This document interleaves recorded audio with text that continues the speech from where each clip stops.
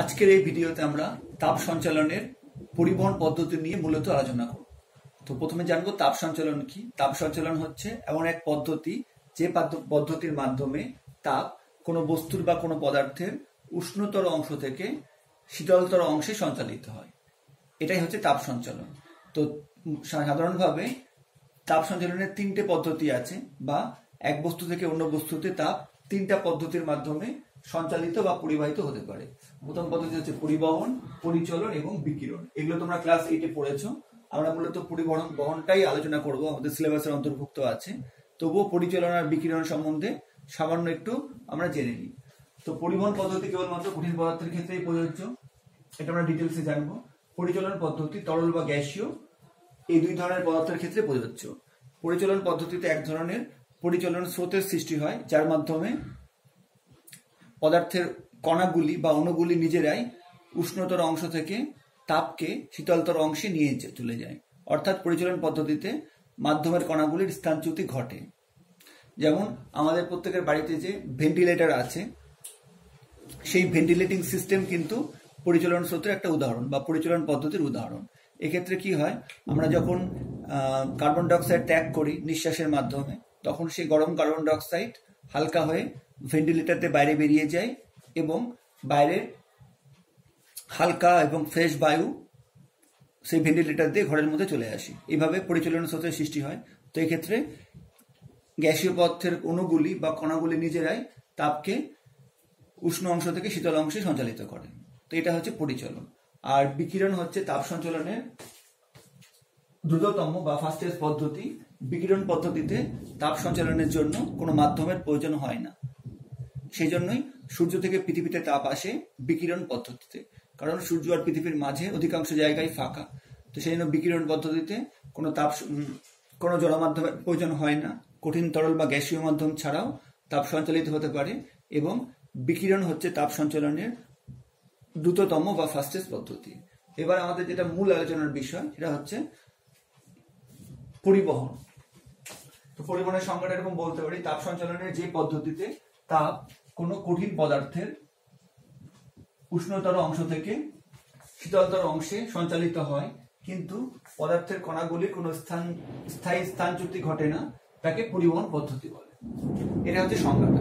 এবার পরিবহন পদ্ধতি সম্বন্ধে কি কি তথ্য বা কি কি বিশেষ বৈশিষ্ট্য আমাদের মনে রাখতে হবে, যেগুলো পরীক্ষার জন্য ইম্পর্টেন্ট, সেগুলো হচ্ছে প্রথমে যেটা সংজ্ঞাতে আছে যে পরিবহন পদ্ধতি কেবলমাত্র কঠিন পদার্থের ক্ষেত্রেই প্রযোজ্য, অর্থাৎ তরল বা গ্যাসীয় পদার্থের ক্ষেত্রে প্রযোজ্য নয়।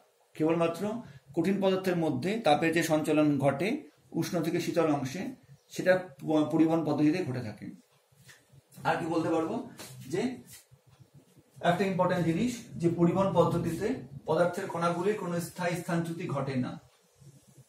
অর্থাৎ কণাগুলি যে যেখানে ছিল সেখানেই থাকে, শুধুমাত্র কণাগুলির মধ্য দিয়ে তাপটা সঞ্চালিত হয়, কিন্তু কণাগুলি কিন্তু নিজেরা তাপ সঞ্চালন ঘটাতে পারে না। এবার আর কি বৈশিষ্ট্য আছে, প্রথম বৈশিষ্ট্য যেটা বললাম যে কঠিন পদার্থের বৈশিষ্ট্য। 2 নম্বর বৈশিষ্ট্য, এই পদ্ধতিতে তাপ সরল বা বক্রপথে সঞ্চালিত হতে পারে। এগুলো কিন্তু সত্য মিথ্যা, শূন্যস্থান এগুলো খুবই দেয়। যে পরিবহন পদ্ধতিতে তাপ কি শুধু সরল রেখা বরাবরই যেতে পারে? না, পরিবহন পদ্ধতিতে তাপ কোনো কঠিন পদার্থের মধ্য দিয়ে সরল বা বক্র যে কোনো পথেই সঞ্চালিত হতে পারে। 3 নম্বর বৈশিষ্ট্য, এই পদ্ধতিতে তাপ অভিকর্ষের বিপরীতেও সঞ্চালিত হতে পারে। এটাও একটা গুরুত্বপূর্ণ কনসেপ্ট। 4 নম্বর প্রশ্ন, বিভিন্ন কঠিন পদার্থের তাপ পরিবহন ক্ষমতা বিভিন্ন। তো এবার প্রথম যে 3টা বৈশিষ্ট্য বললাম, তার জন্য একটা সহজ উদাহরণ মনে রাখলেই তোমাদের কনসেপ্টগুলো মনে থাকবে। মনে করো যে তোমরা গ্যাস ওভেনে একটা পাত্র চাপিয়েছো, যার মধ্যে জল দিয়ে দিয়েছো। অর্থাৎ গ্যাস ওভেনে জলটা গরম হচ্ছে, এবার তোমরা একটা হাতা বা খুন্তিকে ওই জলের মধ্যে ডুবিয়ে দিলে। এবার কিছুক্ষণ পর যখন জল ফুটবে, তোমরা যদি ওই হাতা বা খুন্তির অপর প্রান্তে, অর্থাৎ যেদিকটা জলে ডুবে নেই সেদিকে যদি হাত দাও, তাহলে তোমরা হাতে ছ্যাঁকা খাবে। তো তার মানে কি হলো, যে এই হাতা বা খুন্তির যে অংশটা গরম জলের মধ্যে ডুবে ছিল, সেখান থেকে তাপটা কোথায় সঞ্চালিত হলো? উপরের দিকে বা শীতল অংশে সঞ্চালিত হলো। তার মানে এক্ষেত্রে যেহেতু কঠিন পদার্থের মধ্যে তাপ সঞ্চালন ঘটেছে, তাই এটা হচ্ছে পরিবহন পদ্ধতির একটা উদাহরণ। এবার এখানে কি কঠিন পদার্থের বা হাতা খুন্তির কণাগুলি কি জায়গা চেঞ্জ করলো? না, হাতা খুন্তির অণুগুলি বা কণাগুলি যেখানে ছিল সেখানেই থাকলো, শুধুমাত্র তাপটা তাদের মধ্য দিয়ে সঞ্চালিত হলো। এবার যদি কোনো হাতা বা খুন্তি বাঁকা হয় তাহলে কি তাপ সঞ্চালিত হবে? না, হবে। সেই জন্য আমরা 2 নম্বর বৈশিষ্ট্য লিখেছি যে এই পদ্ধতিতে তাপ সরল বা বক্র যে কোনো পথে সঞ্চালিত হতে পারে। এবার তাপটা যখন সঞ্চালিত হচ্ছে কোত্থেকে? নিচ থেকে উপরের দিকে, তার মানে অভিকর্ষের বিপরীতে। তার মানে আমরা বলতে পারি যে এই পদ্ধতিতে তাপ অভিকর্ষের বিপরীতেও সঞ্চালিত হতে পারে। তো এই সহজ উদাহরণটা মনে রাখলে তোমরা বৈশিষ্ট্যগুলো অটোমেটিক বা কনসেপ্টগুলো তোমাদের অটোমেটিক মাথায় চলে আসবে। এবার যেটা 4 নম্বর বৈশিষ্ট্য, খুব ইম্পর্টেন্ট, যে বিভিন্ন কঠিন পদার্থের তাপ পরিবহন ক্ষমতা বিভিন্ন। এটা আমরা কি করে বুঝতে পারি?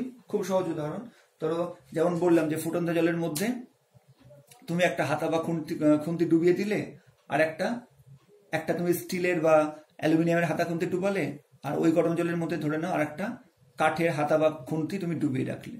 তুমি যদি কিছুক্ষণ পরে দেখো তাহলে তুমি দেখবে যে স্টিল বা অ্যালুমিনিয়ামের যে হাতা বা খুন্তি, তাতে তুমি উপরের দিকে হাত দিলে হাতে ছাকা লাগছে বা তাপ লাগছে, কিন্তু কাঠের ক্ষেত্রে কিন্তু ছাকা পায়ে লাগছে না বললেই চলে, বা খুবই কম লাগছে। তো এখান থেকে আমরা বুঝতে পারছি যে বিভিন্ন পদার্থের তাপ পরিবহন ক্ষমতা বিভিন্ন। তো এই সম্পর্কিত তোমাদের বইয়ে একটা পরীক্ষা আছে বিজ্ঞানী ইঞ্জেন হাউসের, ওই পরীক্ষাটা অবশ্যই পড়বে। তো পরীক্ষাটা আমি একটু শুধু বলে দিচ্ছি। ওখানে কি করা হয়েছে, একটা একই মাপের অর্থাৎ একই দৈর্ঘ্য আর ক্ষেত্রফল বিশিষ্ট অনেকগুলো ধাতুর কতগুলো স্টিক বা দণ্ড নেওয়া হয়েছে। এবার দণ্ডগুলোর একটা অংশ একটা জলের পাত্রের দেওয়ালে ছিদ্র করে এমনভাবে প্রবেশ করানো আছে যাতে ওই ছিদ্রের বাইরে যেটুকু অংশ বেরিয়ে আছে বিভিন্ন ধাতব দণ্ডের, তাদের সমান পরিমাণ অংশ বাইরে বেরিয়ে থাকে। এবার তাদের প্রত্যেকের উপরে কি করা আছে, মোমের প্রলেপ দিয়ে দেওয়া আছে। এবার এভাবে কিছুক্ষণ রেখে দেওয়ার পর যখন তাদের সরিয়ে আনা হলো, তখন দেখা যাবে যে এক একটা ধাতব দণ্ডের গায়ে মোম এক একটা দূরত্ব পর্যন্ত গলেছে। তো যার তাপ পরিবহন ক্ষমতা বেশি তার ক্ষেত্রে মোম বেশি দূরত্ব পর্যন্ত গলবে, কিন্তু যার তাপ পরিবহন ক্ষমতা কম তার ক্ষেত্রে মোমটা কম দূরত্ব পর্যন্ত গলবে। তো এটা পড়লে আশা করি বুঝতে পারবে, এই জন্য এটা সম্বন্ধে আর বললাম না। এবার আমরা তাপ পরিবাহিতা পড়বো। এবার কোনো পদার্থের তাপ পরিবহন ক্ষমতা যে বিভিন্ন, এটা তো পরীক্ষা থেকে বুঝতে পারবে। তো তার মানে আমরা বুঝতে পারছি যে বিভিন্ন কঠিন পদার্থ একই পরিমাণ তাপ পরিবহন করতে পারে না, কেউ কম কেউ বেশি পরিমাণ করে, বা কেউ একদমই করতে পারে না। তো সেই অনুযায়ী কোনো কঠিন পদার্থের তাপ পরিবহন ক্ষমতাকে ওই কঠিন পদার্থের তাপ পরিবাহিতা বলে। অর্থাৎ বিভিন্ন কঠিন পদার্থের যে তাপ পরিবহন ক্ষমতা বিভিন্ন, যে ধর্মের জন্য এরা কোনো কঠিন পদার্থ বেশি বা কোনো কঠিন পদার্থ কম তাপ পরিবহন করছে, সেই ধর্মটাকে আমরা বলছি তাপ পরিবাহিতা। এবার আমরা যে সুপরিবাহী বা কুপরিবাহী জেনে এসেছি সেটা কিসের ভিত্তিতে ভাগ করা হয়, সেটা কিন্তু তাপ পরিবহনের ক্ষমতার পরিপ্রেক্ষিতে ভাগ করা হয়। এই ছোট ছোট কনসেপ্টগুলো কিন্তু অনেক সময় পরীক্ষাতে দিয়ে দেয়, যেগুলো কেউ খেয়াল করে না বা পড়ে না। তো এটা মনে রাখবে যে আমরা যে সুপরিবাহী বা কুপরিবাহী ভাগ করছি সেটা কিসের ভিত্তিতে, তাপ পরিবহনের ক্ষমতার ভিত্তিতে ভাগ করছি। এবার সুপরিবাহী আর কুপরিবাহী সম্বন্ধে তোমরা জানো যে পদার্থের মধ্য দিয়ে তাপ সহজে যেতে পারে বা সঞ্চালিত হতে পারে সেটা হচ্ছে সুপরিবাহী পদার্থ, আর যেসব পদার্থের মধ্য দিয়ে তাপ সহজে যেতে পারে না বা একদমই যেতে পারে না তাদের আমরা বলি কুপরিবাহী পদার্থ। এবার এদের মধ্যে কি কি কনসেপ্টগুলো মনে রাখবে, যেমন এটা একটা স্টার দেওয়া আছে, ধাতুদের মধ্যে রূপার তাপ পরিবহন ক্ষমতা সবচেয়ে বেশি। এটা অনেক সময় শূন্যস্থানে বা এমসিকিউতে 1 নম্বরে দেয় যে কোন ধাতুর তাপ পরিবহন ক্ষমতা সবচেয়ে বেশি। কিন্তু যদি বলে যে কার তাপ পরিবহন ক্ষমতা সর্বোচ্চ বা কোনটা ধাতু, তাহলে কিন্তু বলবে হিরে, কারণ হিরের তাপ পরিবাহিতা কিন্তু সর্বোচ্চ। যে কোনো ধাতু বা অধাতু সবার মধ্যে হিরের তাপ পরিবহন ক্ষমতা সাধারণভাবে সর্বোচ্চ, যে কোনো মৌলের মধ্যে। তো যদি বলে যে কার তাপ পরিবহন ক্ষমতা সর্বোচ্চ, তখন হিরে বলবে। আর যদি বলে কোন ধাতুর তাপ পরিবহন ক্ষমতা সর্বোচ্চ, তখন কিন্তু রূপা বলবে। এবার হিরে, আবার এখান থেকে আরেকটা প্রশ্ন দেয় যে এমন একটি অধাতুর উদাহরণ দাও যার তাপ পরিবহন ক্ষমতা ধাতুর তুলনায় বহুগুণ বেশি, তখনও কিন্তু আমরা হিরে বলবো। কারণ হিরে কিন্তু কঠিন হলো, এটা তোমরা জানো যে কার্বনের রূপভেদ, আর কার্বন হচ্ছে অধাতু, তাই হিরে হলো এমন একটি অধাতু যার তাপ পরিবহন ক্ষমতা ধাতুগুলোর তুলনায় অনেক বেশি। এটাও প্রশ্ন দেয়। আর একটা খুব ইম্পর্টেন্ট জিনিস তোমরা হয়তো ক্লাস 8-এ পড়েছো যে হিরে বা হীরকের কিন্তু তাপের সুপরিবাহী কিন্তু তড়িতের কুপরিবাহী।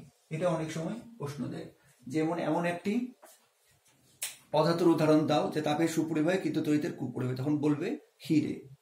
এটা খুব ইম্পর্টেন্ট কনসেপ্ট। এবার কুপরিবাহের ক্ষেত্রে চলে আসি। কুপরিবাহের ক্ষেত্রে কি কি কনসেপ্ট গুলো মনে রাখবে, যে সাধারণভাবে পারদ ছাড়া অন্যান্য তরল কিন্তু কুপরিবাহী বা তাপ পরিবহন করতে সক্ষম নয়। যেমন তোমরা জানো যে বিশুদ্ধ জল তড়িতের কুপরিবাহী। এবার সকল গ্যাস কিন্তু তাপের কুপরিবাহী।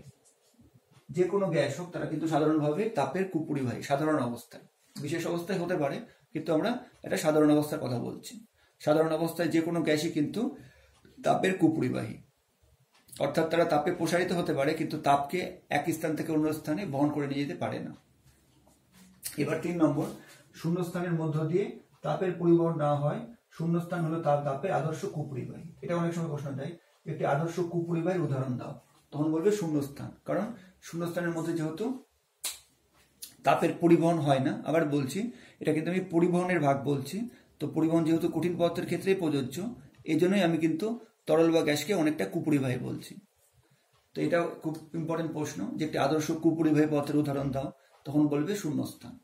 তো এই হচ্ছে তাপ সঞ্চালন বা তাপের পরিবহন সম্পর্কিত বিভিন্ন রকম তথ্য। এবার আরেকটা জিনিস তোমাদের মনে হতে পারে যে আমরা কঠিন পদার্থে কিভাবে তাপটা এক স্থান থেকে অন্য স্থানে সঞ্চালিত হচ্ছে বা তার কারণ কি, সেটা আমি একটু ছোট করে বলে দিই। যে যখন কঠিনের এক প্রান্তে আমরা তাপ দিচ্ছি, তখন ওই তাপ কি হচ্ছে, ওই তাপে ওই কঠিন পদার্থের যে অণুগুলো সেগুলো কম্পিত হচ্ছে। ঠিক আছে, অণুগুলো কম্পিত হওয়ার ফলে কি হবে, অণুগুলোর গতিশক্তি বৃদ্ধি পাচ্ছে এবং ওই অণুগুলোর গতিশক্তি বেড়ে যাওয়ার ফলে কিন্তু তাপ উৎপন্ন হচ্ছে বা তাপটা হচ্ছে সঞ্চালিত হচ্ছে। কারণ আমরা ক্লাস 9-এ পড়েছি যে তাপ হচ্ছে কোনো পদার্থের অণুগুলির গতিশক্তি বৃদ্ধির সমানুপাতিক। তাই যেহেতু কোনো পদার্থের এক প্রান্তকে উত্তপ্ত করলে তার অণুগুলোর গতিশক্তি বৃদ্ধি পাচ্ছে, তার ফলে তার তাপটাও বৃদ্ধি পাচ্ছে, তখন তাপটা কি হচ্ছে, উষ্ণ অংশ থেকে শীতল অংশে পরিবাহিত হচ্ছে। আর এক্ষেত্রে কিন্তু মুক্ত ইলেকট্রনগুলোরও ভূমিকা আছে, কারণ ধাতুর মধ্যে বেশিরভাগ ধাতুর ক্ষেত্রে যে মুক্ত ইলেকট্রন থাকে তারাও কিন্তু এই তাপ শক্তি পরিবহনে সাহায্য করে। এটাও একটা কারণ। তো যে কনসেপ্টগুলো বললাম ওগুলো, এই জিনিসগুলো খাতায় নোট করে তোমরা হচ্ছে রেডি করে রাখো, তাহলে তোমাদের এই পোর্শন থেকে আর কিছু পড়ার দরকার হবে না। হ্যাঁ, আর এখান থেকে কিছু কিছু প্রশ্ন আছে, যেমন কাঠের চেয়ার, লোহার চেয়ার, এই সংক্রান্ত বিভিন্ন রকম, ওগুলো আমি লিখে পাঠিয়ে দেবো।